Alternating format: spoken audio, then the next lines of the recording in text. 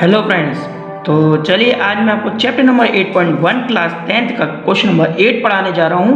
तो चलिए क्वेश्चन दिया है, if 3 cot a equals to 4 check whether 1 minus के टेन स्क्वायर अपॉन 1 प्लस के tan square a equals to में कॉस स्क्वायर a माइनस के साइन स्क्वायर a और नॉट। इसका मतलब ये है कि हमें गिवन दिया है 3 cot a equals to 4, then हमें यहाँ पे प्रूव करना है कि 1 माइनस के टेन स्क्वायर a अपन के 1 प्लस के tan square a equals to में कॉस स्क्वायर a माइनस के साइन स्क्वायर a है या नहीं। तो यानी कि आपको समझ में आ गया होगा क्वेश्चन। तो चलिए हमें ये चेक करके बताना है कि ये प्रूफ मतलब जो दोनों इक्वल में है भी या भी नहीं भी। ओके, तो चलिए हम इसे सॉल्व करते हैं। उससे पहले हेलो फ्रेंड्स, मेरा नाम है सौरभ, मैं आपका स्वागत करता हूं आपके अपने YouTube channel S Saraswati 10th classes में। तो चलिए लेट्स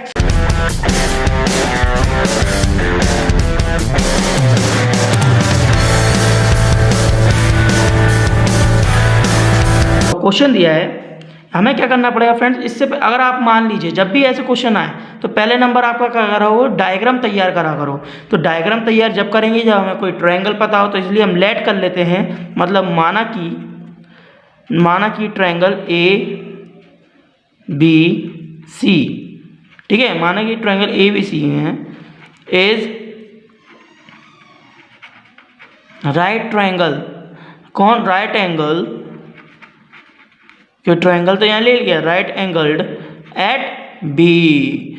हम यहाँ पे बी मान रहे हैं, आप लोग कुछ भी मान सकते हैं ए बी सी में से, पर याद रहे यहाँ पे बीच में वही नंबर होना चाहिए जिसे आप है ना राइट एंगल माने, मतलब समकोण माने। ये भी आप दिमाग में रखना। तो चलिए मैं एक डायग्राम ड्रॉ कर देता हूँ। कैसे? छोटा सा डायग्राम अपने हाथों से ड्रॉ कर देता हूँ, आप लोग स्केल से करना। ओके, जिसमें है ना परपेंडिकुलर यानी कि लंब की लाइन आपकी स्ट्रेट होनी चाहिए, मतलब सीधी होनी चाहिए, याद रहे। तो ये हमारी परपेंडिकुलर है यानी लंब है। हमने यहाँ पे राइट एंगल किसको माना है? बी को, मतलब समकोण। तो वो हमारा 90 डिग्री का है, तो हमारे यहाँ लग गया। ठीक है, इसे हम ए मान लेते हैं, इसे हम सी मान लेते हैं। अब देखिए फ्रेंड्स, ये तो हमारा 90 डिग्री का, तो हमने यहाँ लिख दिया। अब आगे बढ़ते हैं। आगे हमने क्या बोला है फ्रेंड्स, देखिए आगे हम बोलते हैं सिंस लिखिए या फिर गिवन लिखिए। गिवन लिख देते हैं हम। गिवन क्या दिया गया? 3 cot a इक्वल्स टू में 4। अब हमें यहाँ पर कॉट की वैल्यू चाहिए, तो उसके लिए हमें क्या करना पड़ेगा? 3 को मल्टीप्लाई से हटा के अपॉन में देना पड़ेगा। तो हम क्या करते हैं? अपॉन में कर देते हैं। 3 cot a इक्वल्स टू में 4 अपॉन के 3। अब फ्रेंड्स आपको मैं यहाँ पे बता देता हूँ, जी तो आपको समझ में आ गया होगा, कॉट ए की वैल्यू आ गई है। बट अगर हमें यहाँ पर है ना सिंपल कॉट ए की वैल्यू पता है, हमें जी तो पता नहीं है कि इसको प्रूव करने के लिए हमें पहले इस ट्रायंगल के तीनों साइड्स यानी तीनों भुजाओं की वैल्यू चाहिए। लेकिन हम इस कॉट ए से कैसे निकालें, तो इसका भी सॉल्यूशन है मेरे पास। अगर आप ध्यान से देखें तो मैं आपको बता देता हूँ। उससे पहले फ्रेंड्स हमारी इस वीडियो पर अगर आप लोग नए हैं तो प्लीज़ इसे लाइक शेयर और सब्सक्राइब करे बिना कहीं मत जाइएगा। तो चलिए आपको ये भी सॉल्यूशन बता देता हूँ। कॉट ए से हम इन तीनों में से किसकी वैल्यू निकाल सकते हैं। तो देखिए आपने अब फ्रेंड्स यहाँ पर जी तो पढ़ा होगा ना, यहाँ साइड में लिख रहा हूँ एल लाल बटे कक्का। आपने पढ़ा है फ्रेंड्स? अगर नहीं भी पढ़ा हो तो मैं आपको बता देता हूँ। जी लाल बटे कक्का एक याद करने का, फॉर्मूले को याद करने का एक बहुत ही बढ़िया तरीका है। क्या है बढ़िया तरीका? कैसे? तो लाल बटे कक्का में ये एल अपॉन के है ना, एल अपॉन के दिख रहा है आपको, एल अपॉन के। जी आपका पहला वाला साइन कहलाता है, फिर दूसरा वाला आपका जो ए अपॉन के कॉस कहलाता है, और तीसरा वाला एल अपॉन ए क्या कहलाता है? टेन। कैसे? एल अपॉन के का मतलब क्या होता है? लंब अपॉन कर्ण, जिसको हम इंग्लिश मीडियम में क्या कहते हैं? Perpendicular upon hypotenuse. क्या कहते हैं? Perpendicular upon hypotenuse. दूसरा वाला होता है कॉस, जिसको हम हिंदी में कहते हैं आधार अपॉन कर्ण। तो मैंने हिंदी वाला शब्द का आधार का ए और कर्ण का के ले लिया था, लेकिन इसको हम हिंदी में ट्रांसलेट करके बताएं तो आधार अपॉन कर्ण को हम कहते हैं बेस अपॉन हाइपोटेनियस। क्या कहते हैं? Base upon hypotenuse. एंड ये तीसरा वाला जो होता है वो 10 की वैल्यू होती है। किसकी? 10 की। तो उसका हम लंब अपॉन आधार कहते हैं। क्या कहते हैं? लंब अपॉन आधार। तो इसको हम इंग्लिश में ट्रांसफर करें तो हम बता देते हैं लंब अपॉन आधार को हम कहते हैं परपेंडिकुलर अपॉन बेस। तो फ्रेंड्स आई होप आपने अगर हमारी इंट्रोडक्शन की वीडियो देखी हो तो आपको ये सारी चीज़ें हमने उसमें समझाई गई हैं। आप हमारे उस इंट्रोडक्शन की वीडियो को देख लीजिएगा, जिससे आपको वापस इस वीडियो में कहीं दिक्कत नहीं आएगी, है ना। अब जैसे कि मैंने आपको यहाँ बता दिया लाल बटे कक्का, तो इसमें हम कॉट से हम इन तीनों में से किसकी वैल्यू निकालें, और वो भी कैसे। तो देखो ये चीज़ शायद मैंने आपको बताई ना हो कि जो हमारा टेन होता है ना, टेन ए लिख लो या बी लिख लो, कोई सा भी वेरिएबल चलेगा। तो टेन ए ले लेते हैं, फिलहाल हम लेट कर रहे हैं ना, क्योंकि टेन ए का उल्टा क्या होता है आपको मैं बता देता हूँ, कॉट ए। क्या होता है, कॉट ए। और साइन ए का उल्टा क्या होता है हमारा, कॉसेक ए। क्या होता है, कॉसेक ए। और हमारा कॉस ए का उल्टा क्या होता है हमारा, सेक ए। क्या होता है, सेक ए। तो फ्रेंड्स यहाँ पर इसका उल्टा का मतलब क्या होता है, यहाँ पे इस फॉर्मूले से भी डिपेंड करता है। यहाँ पे हम लाल बटे कक्का लिख रहे हैं ना, तो हम पहले वाले को साइन मानते हैं, दूसरे वाले कॉस और तीसरे वाले को टेन कहते हैं। तो यहाँ पर हम अगर यहाँ इसका टेन का उल्टा क्या होता है, कॉट। तो इस फॉर्मूले में भी अगर उसको उल्टा कर दें तो लास्ट वाला टेन है ना, टेन का उल्टा मतलब टेन का सीधा वाला फॉर्मूला क्या होता है, परपेंडिकुलर अपॉन बेस, यानी लंब अपॉन आधार। लेकिन कॉट की अगर वैल्यू निकालें तो ये उल्टा हो जाएगा, यानी कि कॉट के लिए क्या कहलाएगा, ये कॉट के लिए हमारा कहलाएगा ए अपॉन एल। मतलब ए अपॉन एल का मतलब होता है बेस अपॉन परपेंडिकुलर।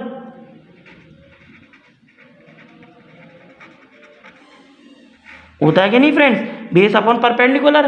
तो इसीलिए इससे हमें ये पता चलता है कि लाल बटे कक्का में हम इन छाओं की वैल्यू निकाल सकते हैं। तो ये फॉर्मूला याद करने का, तो फ्रेंड्स जल्दी से आप सब लोग इसे नोट डाउन कर लीजिएगा, जिससे आपको ये याद रहे हमेशा, ठीक है। अब देखो यहाँ पे बेस अपॉन परपेंडिकुलर है, फॉर्मूला होता है ये। अगर हम इस बेस अपॉन परपेंडिकुलर से इसकी वैल्यू की अगर हम कंपैरिजन कर दें, तुलना कर दें, तो हमारी बेस की वैल्यू हमें क्या मिल जाएगी, 4, और परपेंडिकुलर की 3, यानी कि आधार की वैल्यू 4, और परपेंडिकुलर की हमें मिल जाएगी 3, यानी कि लंब की। तो लिख देते हैं हम डायग्राम में। यहाँ पर बेस क्या हमारा, बेस हमारा है 4, तो यानी कि यहाँ पे बेस कौन है, ए बी, तो 4 लिख दिया हमने यहाँ पर।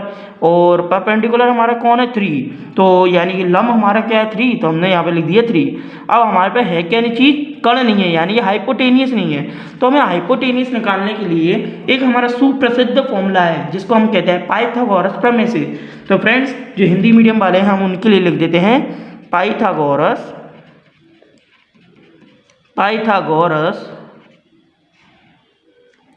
प्रमेय से। जो इंग्लिश मीडियम वाले हैं उसको लिख सकते हैं फ्रॉम थ्योरम ऑफ पाइथागोरस, ठीक है फ्रेंड्स। तो आप लोग को खुद भी जानकार हो, आप सब जानते हो, आप लिख सकते हो आराम से। जो हिंदी मीडियम वाले उनको बहुत दिक्कत आती है, इसलिए मैंने उनके लिए लिख दिया है। लेकिन फॉर्मूला एक ही होता है, ये भी याद रखना, याद रहे फॉर्मूला एक ही होता है। अब याद रहे यहाँ पे हम फॉर्मूला क्या होता है हम बता देते हैं, कर्ण का स्क्वायर इज इक्वल्स टू में आधार का स्क्वायर प्लस लंब का स्क्वायर। अब प्लीज़ हिंदी इंग्लिश मीडियम वाले घबराइएगा नहीं, हम उनके लिए भी लिख देते हैं। कर्ण को हम क्या कहते हैं, परपेंडिकुलर, कर्ण को हम कहते हैं हाइपोटेनियस। तो हाइपोटेनियस का हम एच लिख देते हैं शुरुआत का, ठीक है, एच का स्क्वायर इसका में। आधार को हम इंग्लिश में कहते हैं बेस, तो बेस का बी लिख देते हैं। एंड देन लंब को हम कहते हैं परपेंडिकुलर, तो परपेंडिकुलर का पी लिख दिया। तो अब इंग्लिश मीडियम वालों को भी समझने अच्छे से आ गया होगा। तो चलिए आगे बढ़ते हैं इसमें हम। अब देखिए हाइपोटेनियस हमें निकालनी है, तो हाइपोटेनियस को तो ऐसे लिखी रहने दीजिएगा, ठीक है ना। इसके बाद बेस क्या है हमारा 4, तो 4 का स्क्वायर कर दीजिए, है ना फ्रेंड्स। समझने आ रहा है ना आपको, बिल्कुल। अगर समझने आ रहा हो तो हमें कमेंट्स करके बताइए कि सर हमें अच्छे से समझने आ रहा है, ठीक है। और हमारे चैनल को सब्सक्राइब जरूर कर दीजिएगा। और परपेंडिकुलर का मतलब क्या होता है हमारा, ये लंब, और लंब हमारा कौन है 3, तो 3 हम लिख देते हैं, 3 का स्क्वायर। अब क्या करें हम यहाँ पर लिख रहे हैं, पहले जी तो चलता रहेगा इस तरीके से ही, ठीक है। पहले नंबर क्या करो, इनका स्क्वायर निकाल लो। तो 4 का स्क्वायर क्या होता है, 4 × 4 यानी 4 4 जैसे 16, प्लस 3 का स्क्वायर क्या होता है, 3 × 3 3 3 9, है ना। अब इसके बाद क्या होता है, इन दोनों को जोड़ दो, तो एच स्क्वायर यानी कि हाइपोटेनियस, इसे हम कहते हैं क्या, कर्ण। तो ये तो इस तरीके से चलता रहेगा। 16 और 9 क्या होते हैं, 25। अब यहाँ पे देखो स्क्वायर हटाओगे तो यहाँ पर है ना रूट चढ़ जाएगा, है ना, क्यों हमें स्क्वायर तो हटाना पड़ेगा, क्योंकि हमें सिंपल हाइपोटेनियस चाहिए, यानी सिंपल कर्ण चाहिए। हमें 2 कर्ण नहीं चाहिए, एक ही चाहिए कर्ण, यानी एक ही हाइपोटेनियस चाहिए। तो इसके लिए स्क्वायर यहाँ से हटेगा, तो यहाँ क्या लग जाएगा, रूट। तो यहाँ एच इज में लिखते हैं रूट में 25, क्या लिख दिया, 25। आई होप आपको क्वेश्चन बढ़िया तरीके से समझ में आ रहा होगा। अब इसमें देखिए यहाँ पर है ना, ये वी आकार में बना ना, वी आकार में यहाँ पर कुछ भी नंबर नहीं लिखा होता ना, तो आप ये समझ लीजिएगा कि यहाँ पर 2 है, क्या है 2। जैसे हम लोग अपॉन की वैल्यू कोई लिखते हैं, सपोज मान लीजिए मैंने लिख दिया 2, लिख दिया। अब आप जानते हो कि जे भी अपॉन में है, लेकिन अपॉन में क्या है 1, हम लेकिन यहाँ पे 1 को लिखते नहीं है, लेकिन मानते तो है ना अपॉन में 1 होता है। उसी तरीके से यहाँ पे वी आकार में रूट में, केवल रूट की कंडीशन में याद रहे, तो यहाँ पे वी आकार में अगर दिया है तो यहाँ पे कुछ नंबर नहीं लिखा, तो यहाँ पे 2 माना जाता है। क्या माना जाता है 2। क्लियर हो गया होगा आपको। अब इसका रूट निकालने के लिए क्या करा करो फ्रेंड्स, आप लोग इसके जो रूट के अंदर जो भी नंबर हो उसका एलसीएम कर लिया करो।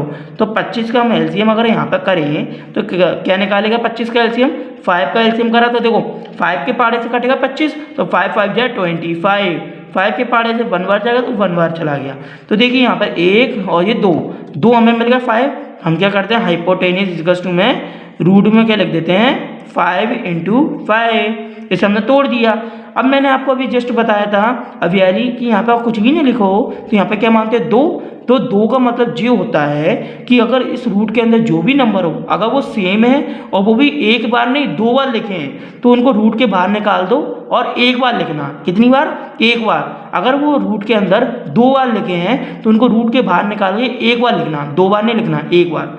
तो यहाँ पे 5 हमारा 2 बार लिखा है, तो हम इसको रूट के बाहर निकालेंगे तो कितनी बार लिखेंगे? एक बार। तो जी देखिए हमारे जी आ गया हाइपोटेनियस, इसका मतलब होता है कण।